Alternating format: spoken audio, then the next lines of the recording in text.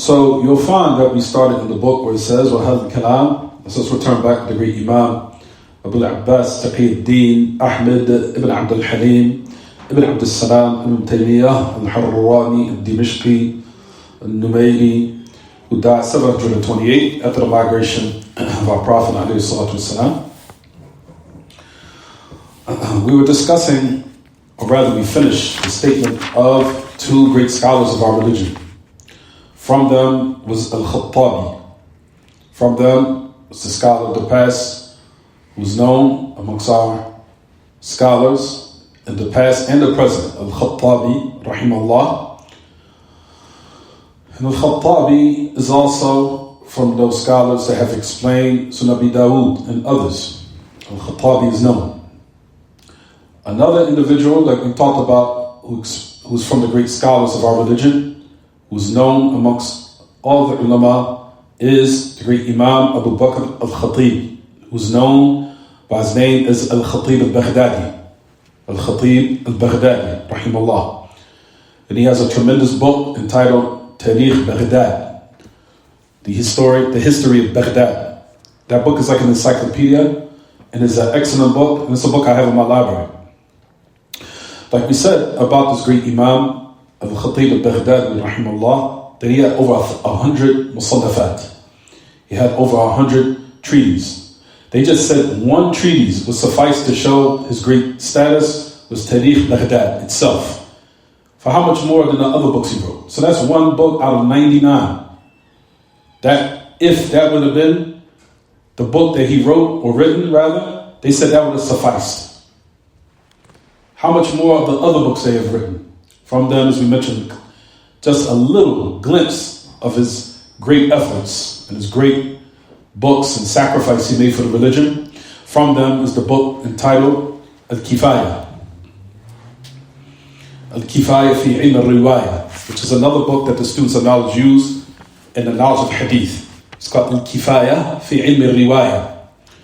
There's another book in hadith, as far as the mustalah hadith terminology, that's used by the great Imam Al-Khatib al-Baghdadi, which is called Al-Jami' li akhlaq al-rawi wa adab al-sami'.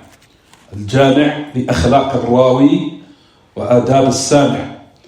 That's another book by Al-Khatib al-Baghdadi. Al-Khatib al-Baghdadi has so many musannafat. From them is Al-Faqih wal-Mutafaqih. Al-Faqih wal-Mutafaqih. That's also by Al-Khatib al-Baghdadi, which is books that those from the students of knowledge that have studied overseas are well aware and acquainted with these books. They're very familiar with them. All these books that we've named are in our library, or it's in my library.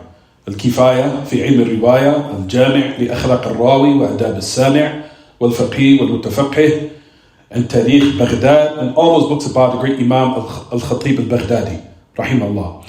And also it suffices to show the status or the magnitude of this great Imam is that Shaykh al-Islam Taymiyyah quoted, utilize him as what? Those scholars of the past that are upon the great Aqidah to Salaf, and to show that these high, great A'imma, of them being who Allah has raised to be people who, if they speak, then their speech is considered. Their speech is accepted within the hearts of the people of Iman. That's the reason why Shaykh al-Islam was conveying their speech, because these type of people who are from our ulama were people that those on scholarly caliber respected from the past and present. And if they spoke, their speech had what? An impact. Their speech had an impact. And from them, like we said, is from this great Imam Al-Khattabi, and also the great Imam Al-Khatib or Abu Bakr Ahmed ibn Ali Al-Khatib al-Baghdadi, rahimahullah. So Shaykh al-Islam Taymiyyah here is conveying his speech here in this line. He's saying, هكذا قال أبو بكر الخطيب الحافظ في رسالة له أخبر فيها أن مذهب السلف على ذلك. He said, Shaykh al-Islam, referring to the great Imam Al-Khatib al-Baghdadi, rahimahullah, the memorizer, in his treatise, that he informed in it that the way of the Salaf, the madhab of Salaf, is upon that in regards to what everyone, the names and attributes of Allah and their affirmation without any distortion, and without any negation, nor liking those characteristics with the creation.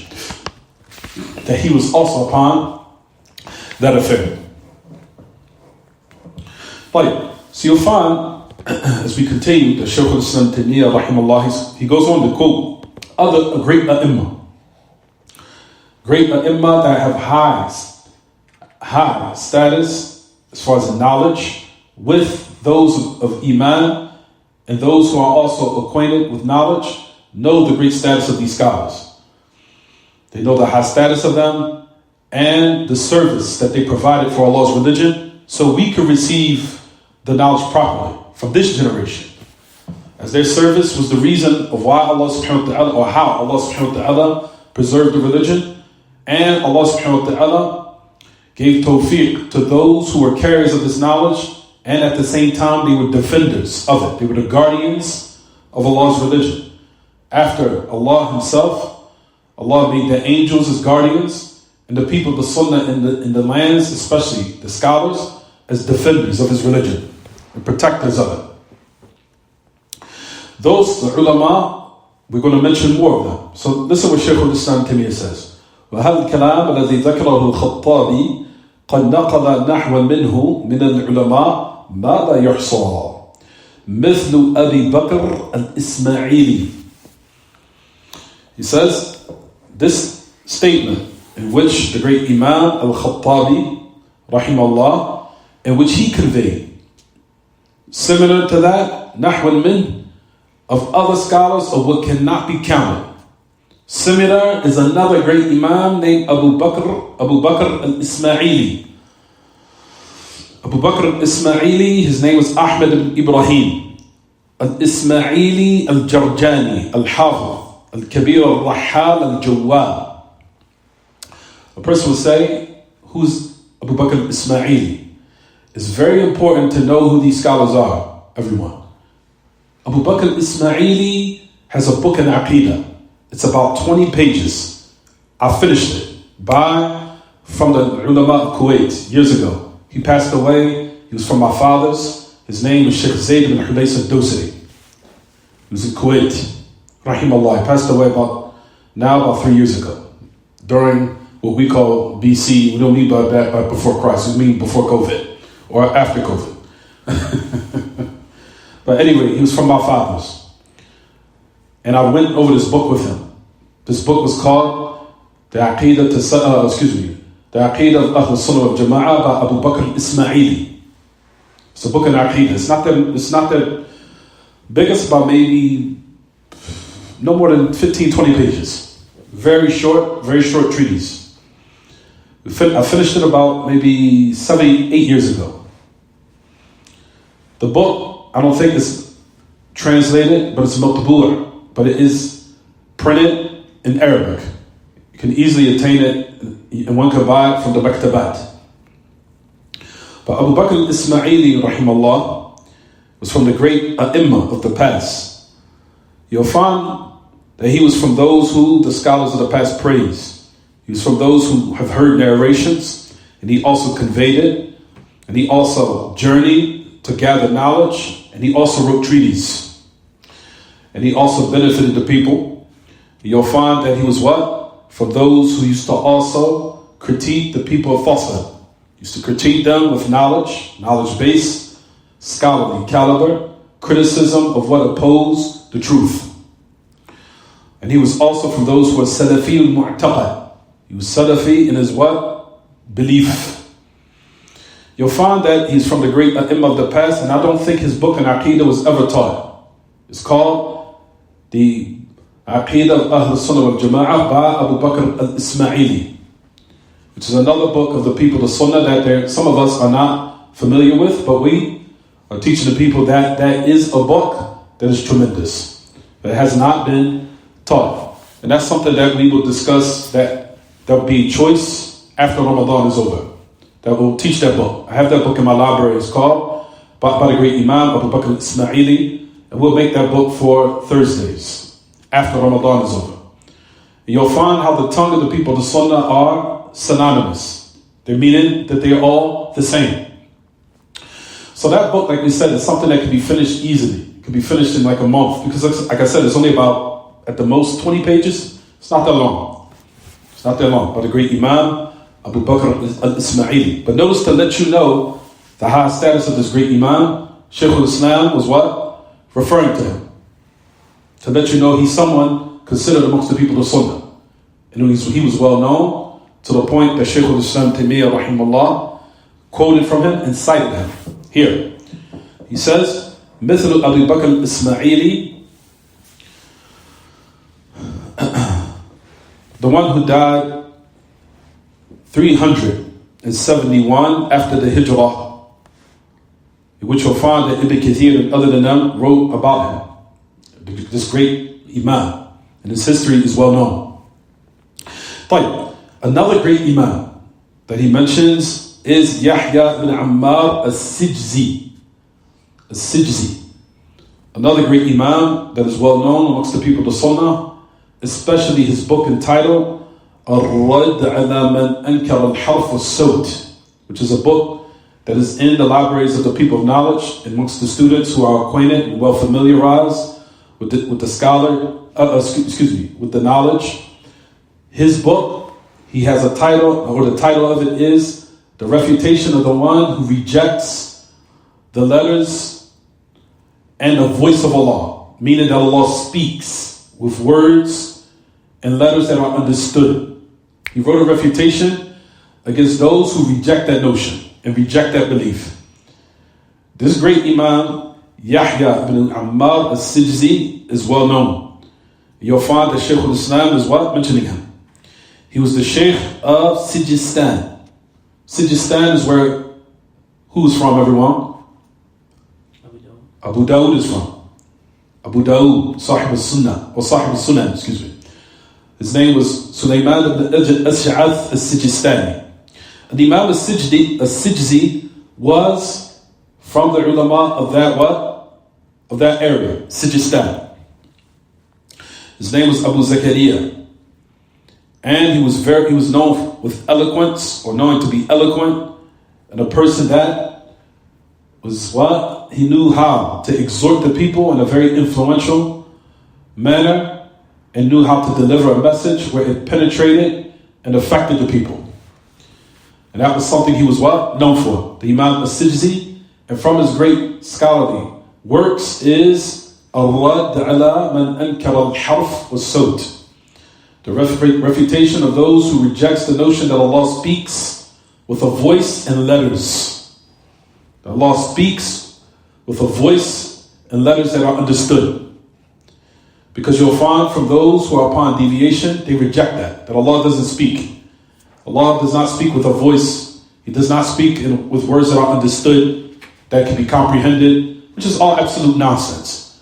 Allah subhanahu wa ta'ala will bring every individual on the day of resurrection, and Allah will make clear everything we've done, of good and bad. How do you think that'll be done? By language we don't comprehend? It doesn't make any sense, right? It doesn't make any sense. Just absolute absurdity. Nonsense. Allah is going to bring on the day of resurrection, as it comes in the narration, or that comes in the Sahihain, that Allah subhanahu wa ta'ala will come and make known for the servant, or his worshipper, or those who will be brought. He will make known their deeds, and he will not need a translator. And the Prophet ﷺ clearly said in the hadith, لَيْسَ بَيْنَهُ وَبَيْنَ رَبِّهِ تَرْجُمَانٍ. He will not need a translator when Allah will make known everything that everyone has done. You will not need a translator. What does that mean, everyone? You'll clearly understand. So all the nonsense, like we said, from those great ai*immah that established this affair, is the great Imam Yahya ibn Ammar al-Sijzi in that book entitled, as we said, Ar-Radd ala man ankara al-harf was-sawt. The refutation of those who reject that Allah speaks with a voice and speaks with letters that are understood.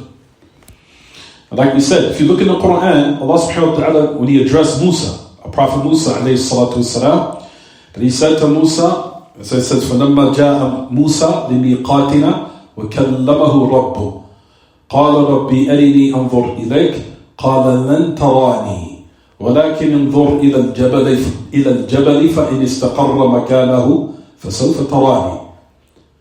To the end of the ayah, Surah Al-A'raf, where Allah subhanahu wa ta'ala says in his book that Musa, when he came to our meeting, our appointed time to meet, and your Lord spoke to him with a voice. Musa said to Allah, our Lord, he said to him, "O Allah, let me look to you. Or let me look at you." He said to Musa, "Lan tarani." You will not see me, meaning in this dunya. However, look to the mountain, and if it stays in its place, then you would have seen me. What does that clearly state, everyone? Allah spoke and addressed Musa with words that were what? Clearly understandable. Like I said, all this other nonsense is a bunch of weirdos. Allah subhanahu wa ta'ala has what? Clearly established that affairs are clear. Anyone else that try to deviate, they want to make it look like it's a mystical type of way where the words were incorporated in his brain. It's some old nonsense. Some stuff that people learn from movies and some other nonsense. Clearly, Allah subhanahu wa ta'ala addressed Musa with words and a voice. It's clear, open and shut. Anything beyond that is what? It's absolute absurdity. Right. So notice that those who wrote this treatise was the great Imam Yahya ibn Ammar al-Sijzi rahimahullah. Right. Shaykh al-Islam goes on to say, another great Imam, Shaykh al-Islam, the Shaykh of Shaykh al-Islam, Abu Ismail al-Ansari al-Harawi. Shaykh al-Islam, Abi Ismail al-Ansari al-Harawi. So you notice that Shaykh al-Islam referred him as Shaykh al-Islam. Abu Ismail al-Harawi has an interesting history if one has the ability to go back to the affairs or the history of this great Imam. It is something of great, that will arouse someone's great interest to knowing who he was. He was Sabuni. Oh, excuse me, I'm sorry everyone, I'm sorry, he wasn't Sabuni. I'm talking about the Imam Sabuni, Sahib al-Aqidat al-Salaf. Excuse me, I'm sorry everyone. Abu Ismail al-Ansari was the person who wrote the book entitled Manazil al-Sa'irin. Manazil al-Sa'irin. The person would say, why am I mentioning this? Manazil al-Sa'irin is the book where we know which is called Madarij al-Salikin by Ibn al-Qayyim. Madarij al-Salikin by Ibn al-Qayyim was originally the book by Abu Ismail al-Ansari al-Harawi, entitled Manazil al-Sa'irin. Shaykh al-Islam Ibn al-Qayyim rahimahullah came and hadhabahu, made tahdib of it. Meaning he came to the book and he kind of, if you want to say, carved it and smoothed it out. Smoothed it out because there was some ma'akhir, there was some little aqdi mistakes in it, which there was. So Ibn al-Qayyim, he came, smoothed it out, carved it out, laid it out, and entitled the book Madarij al-Salikin, which is the tahdib of Manazil al-Sa'irin by Abu Ismail al-Harawi. And Shaykh al-Islam showed his high status by calling him Shaykh al-Islam, to let you know the high status of this great Imam. But the book that he wrote specifically, Manazil al-Sa'irin, had some ma'akhif, it had a little bit of mistakes in it. So Ibn al-Qayyim came, like we said, smoothed it out, corrected the mistakes that were in it, and he entitled it, as we mentioned, Madarij al-Salikin. Madarij al-Salikin.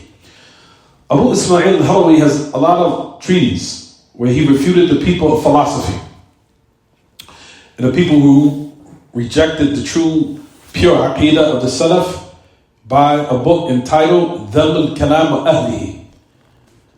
Dhamm al-Kalam wa Ahlihi, where the book was entitled the dispraise or the condemnation of the people affected by philosophy, who are called people of Kalam. The people who are affected by philosophy, or those who are considered Sufi, or people of Ashab al-Falasifa, the people of philosophy and logic. So he said the condemnation of the people of Kalam, or the people of Kalam itself, philosophy and its people, of rhetoric and its people. That's also by Abu Ismail al-Harawi. He has a book, and it's known, it's matbu', it's mutadawa, Bayna al-Talaba. It's something that's copied in Arabic and is widespread amongst the students of knowledge, and I have that book in my library also. All these books are well known, and those who shop from the students of knowledge that go to the libraries are well acquainted with these books. These books are known, they are established, and those are students of knowledge that have went overseas and have become well acquainted with the libraries, because a lot of us in the past that were studying in the universities used to be in the libraries a lot. A lot of us used to be in the libraries, and that's why we become very upset when we see our books get messed up, especially books that it took us do dust and blowing things off just to find it. And then you come and you'll find that a rain gets on it, and nobody really cares because they don't know the value of that book is and how dear it is to you. So those books that we just mentioned, that Shaykh al-Islam said here, these books are still copied, meaning they're still purchased, and one is able to access it to this day. Even though now we're getting to a scary time where everything now has become downloads. And that's the reason why you'll find our Shaykh Abdullah Bukhari, Hafidullah, is telling the students of knowledge we're coming to a time where things are becoming extremely dangerous. Because the students of knowledge are not buying books anymore. The books are being lost now. Nobody's buying them. Because everybody's referring and relying on whatever on technology. And it's extremely dangerous. Extremely. Because if someone pulls the switch on all this, the heritage of our religion becomes lost. Except by those who still stand by buying books. Buying books and purchasing them and realizing its importance and how valuable it is to maintaining our religion and its protection, and for it to be passed on to future generations. So the affair, like we said, has become very detrimental. It's reached a critical point.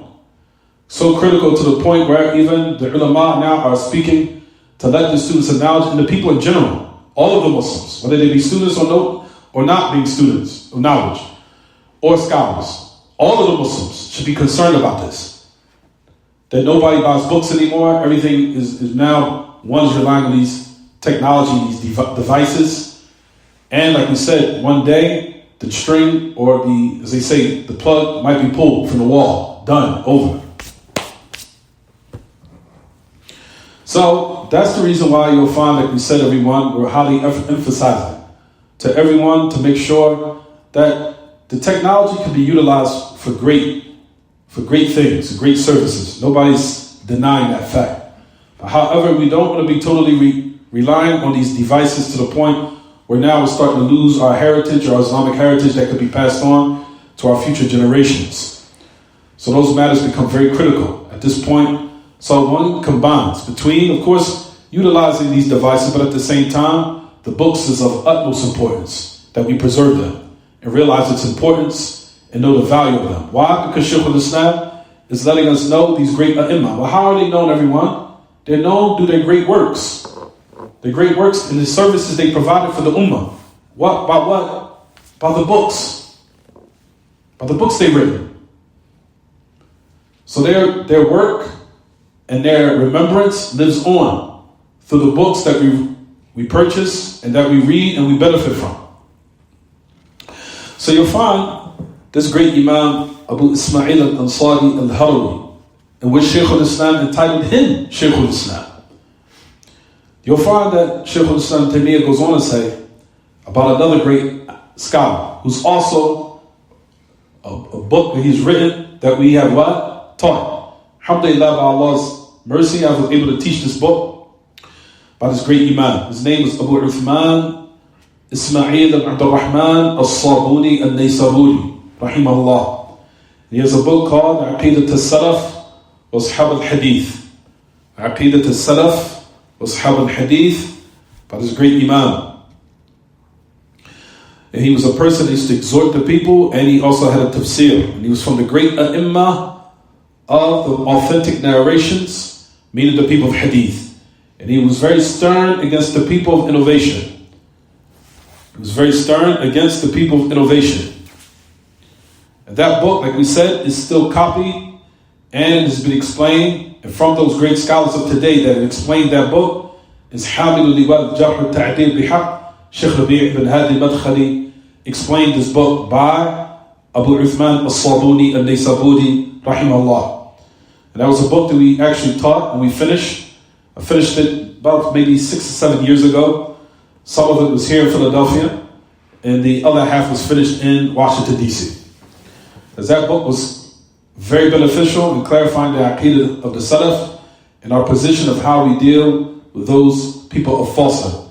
And it gives you great insight on who can impersonate, who can come in the form or the cloak of the people of the truth, and the different types of games they play, in which it will teach you and give you great insight of actualize or give you that type of distinction or that criteria to distinguish between who's who. So that book is excellent, and it also brings asanid. Brings a lot of asanid, especially those who's connected from the scholars of Naysabur, which is right above approximately in the vicinity of Iran and Afghanistan. Towards that region is where Naysabur is. That region. Towards it now, because I think Iran, if I'm not mistaken, everyone, is right on the border of Afghanistan. They're kind of connected. That's why you'll find that some of the people in Iran, matter of fact, Naysabur is in Iran, if I'm not mistaken. If it's Iran, it's in the part right at the border towards where Afghanistan is. Because Afghanistan and Iran are two countries neighboring. And that's why you'll find that certain people that at the border in Afghanistan towards Iran, rather the people in Iran at the border near Afghanistan, they don't speak Farsi. They speak Pashto. Pashto is the language of the people of Afghanistan. They speak Pashto. So Naysabur was in that region, and I think it was in Iran. Correct me if I'm wrong, but it was in the northern part of Iran. That was Naysabur. And towards the region where, like we said, where Afghanistan is. Afghanistan where Iran connect, even though Naysabur was in Iran. It was in Iran. Is it clear, everyone? So you'll find that Abu Uthman Ismail Abdur Rahman al-Sabuni was from the ulama of that region, Naysabur. He was from the scholars of Naysabur, and he's wrote a tremendous treatise in which, like we said, was explained by the scholars of today, the great Imam حامل لواء الجرح والتعديل بحق رغم أنوف أعداء السنة والحزبيين, the great Imam Rabi' ibn Hadi al-Madkhali, may Allah preserve him. He explained that book, Aqeedat al-Salaf Ashab al-Hadith. Excellent explanation, and that's a book that the people should familiarize themselves with and read and benefit from. Shaykh al-Islam Taymiyyah also mentions another great scholar that he says who's Shaykh al-Islam. Notice he called Imam al-Sabuni Shaykh al-Islam. He also called him Shaykh al-Islam. He said Abu Uthman Ismail Abdur Rahman al-Sabuni Shaykh al-Islam. Then he mentions someone else, Abu Umar, a great Imam. Who is it, everyone? And I said this a couple of weeks ago, last class, not yesterday, but last week. The great Imam from Maghrib, from the western region, where Morocco, all the way up, not just Morocco, but where Spain, Portugal, where they used to belong under the rulership of the Muslims, which was Andalus and Qurtuba. For those scholars of that region. From those who are known, at the head of them was this great Imam here, Abu Umar ibn Abdul Barr al-Namiri, rahimahullah. Ibn Abdul Barr al-Namiri.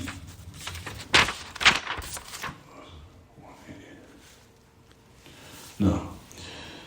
Ibn Abdul Barr al-Namiri was from the Imam al-Maghrib, in books that the students of knowledge to this day rely upon. From his books is Tamheed. Another book is Istidkar, which is like an encyclopedia. All these books, alhamdulillah, we have. Tamheed, have Tamheed by Ibn Abdul Barr, Istidkar by Ibn Abdul Barr, Isti'ab by Ibn Abdul Barr. These books are known and they are needed in the libraries of the students of knowledge and in the scholars that know the religion, know the importance of these books and the works of these great scholars. But Shaykh al-Islam Taymiyyah rahimahullah realized the great status of them. That's why he's conveying their statements. Because their statements are statements of what? Impact upon the Muslims. Their statements have a great effect and impact because they were people who are known of ilm. Is it clear, everyone? So, now that we made that paragraph, now that we've read that statement, what is the explanation in this regard? So let's read with another great Imam of Aqidah, Muhammad al-Jami rahimahullah, what he says in this regard.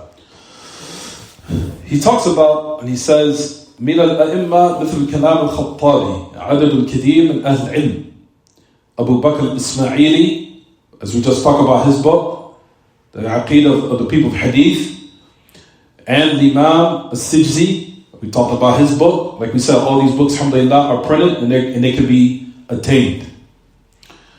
من الرسائل التي تستحق الطبع والنشر والحمد لله, the student of Muhammad al-Jami already serviced these books. The books of Ibn Abi Zamani, like we said, was also checked by the student Muhammad al-Jami. Who's Muhammad al-Jami's student? Shaykh Abdullah al-Bukhari. He checked the book of the Sunnah by Ibn Abi Zamani. Ibn Abi Zamani. طيب, رسائل كانت في أيام شيخ الإسلام من المخطوطات. All these books used to be in what? Manuscript form. But alhamdulillah, the scholars of today came and made them in book form in order for the people to benefit from these great books. That, like we said, it was in manuscript form until the scholars of today and people who sacrificed their time for the religion were able now to make it in book form. So all these great sacrifices were made from our religion, for our religion and for our people, the people of Iman, the Muslims all over the world, in order for them to be upon clarity in their religion, and especially in the affairs of creed and belief, which is the greatest of all knowledge. Right, so let's keep going. Shaykh al-Islam Taymiyyah Abu Ismail al-Ansari, we already just mentioned who he is. Shaykh Muhammad al-Jami said exactly what we just said. He said, وعلى الرغم من التهذيب لا يزال في الكتاب بعض المآخذ الخفيفة ولكن فيه علم نافع. He said, despite of the fact that it was paved, or it was, if you want to say, the rough edges were taken out of it, it still in the book had a little bit of light mistakes. However, it had in it great knowledge, which is befitting that every student of knowledge, of course, benefit from it. It is a book that is well familiar with those who have knowledge and is widespread. He says, similar to that, the book, The Condemnation of the People of Rhetoric, meaning the people of philosophy and logic. He said, which is known and was very famous of what we could describe of how well known it is. And also we just mentioned in regards to the great Imam Ibn Abdul Barr. Listen to what Shaykh Muhammad al-Jami said about him. He says he was a mafkhara min mafakhir al-Maghrib. He was a place in which the people of Morocco or the people in that region was someone they could feel very happy for. Because he was a scholar that established the Sunnah and he became a huge scholar from that region. Meaning the region when the Muslims used to be the rulers of Spain and Qurtuba and all through the region to what's today of Morocco. All through that line, all from Africa to up Europe, the Muslims used to rule that land. And the people who familiarize themselves with history realized that how powerful the Muslims were and how intimidated the non-Muslims and the enemies of Islam were of the Muslims. Not realizing their history because they try to bury it. And they want the people to be heedless of it. So they don't realize their power. And the same tricks are played to this very moment. Even individually, people who Allah subhanahu wa ta'ala has given their voice a what? Great impact upon the people until people try to play mind games on them to make them feel like they're insignificant. Still to this day, these games are being played. For that reason, everyone, like we said, those scholars in which came from that region is this great Imam here, Ibn Abdul Barr. Ibn Abdul Barr Abu Umar, who is considered a mafkhara, meaning a scholar from that region that the people can be proud of, and other than them from those who spoke about the characteristics of Allah. And notice he mentioned his book, that it was known amongst the students of knowledge, At-Tamheed. Tamheed, in which you'll find that he spoke about the names and attributes of Allah in those nusus al-sifat. Especially, he said, in the 7th volume of the book entitled At-Tamheed. So we'll stop here, inshallah, everyone, because I know it's 40 minutes and it's getting a little late. So inshallah, let's stop here. We'll continue next week. And I wanted to announce again, everyone, the material that we covered in this book. Alhamdulillah, it was a lot. By the fadl of Allah, we almost finished about the first volume. It's completed. After Ramadan, we'll start the Aqidah, or the book in Aqidah on Thursday nights. And like we said, we're still considering which book we can choose, but I was leaning towards the scholar we mentioned today, Abu Bakr al-Ismaili, because I don't even think it's been done at all. And like we said, it's a short treatise, about 15 pages, not that much. 15, 20 pages. And I think we can do that on Thursdays. And it's very basic. It's a basic book in Aqidah. And on Wednesday, we'll keep this book. We'll keep Hamawiyyah. We'll keep that. And the other classes we'll announce for after Ramadan. But we're going to continue the way we're doing now until the month of Ramadan starts. Because we know that Ramadan is approaching. It's very close. Ask Allah subhanahu wa ta'ala for us to reach it, and us to see it, and witness it, and perform our acts of worship in it.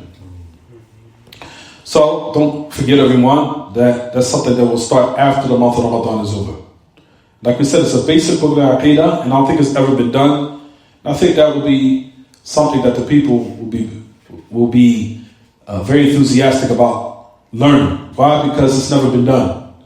And like it's a book, it's coming upon us to familiarize with all these great scholars of our religion and their works and their services that they provided and sacrificed for Allah's religion. And some of them even put their lives on the line for it. Some of them will they put their lives on it and they sacrifice their living and their lives for it. And like we said, we don't live in these days and times. It seems like people now sacrifice for the dunya. They put their whole religion on the line just for some dunya. Where these scholars is the opposite. They put the dunya under their feet and they put the religion first and they sacrifice and die for it. So Allah subhanahu wa ta'ala make us amongst those who sacrifice for his religion. We'll stop here, inshallah. Any questions about the lesson, anyone? So not from the affairs of Aqidah we benefit from these books, but Shaykh al-Islam allows the students of knowledge to be aware of other great scholars, to familiarize yourself with other great ai. So when you go overseas and you go shopping for books, you know what to look for. You can I sat in a class, I heard that book, for example, Tamheed, Ibn Abdul Barr. I heard that book, Istidkal, but also by Ibn Abdul Barr. I heard that book, Aqidah Tasawwuf al-Hadith, such as such. I know I can purchase that to the end of it. So you know, you familiarize yourself. So when you go to these libraries or these books, when you purchase them, you'll be familiar, you'll be very well acquainted to know what to buy. We'll stop here, inshallah. No questions about the lesson? Even though the lesson, I think, was more of familiarizing ourselves with more of the scholars. But that's excellent. So anything else, anyone? Anything that was not clear?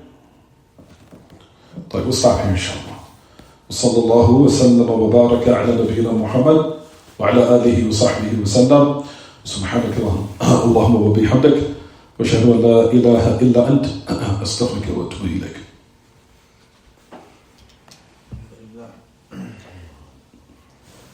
Some of these scholars, I don't even heard their names. No,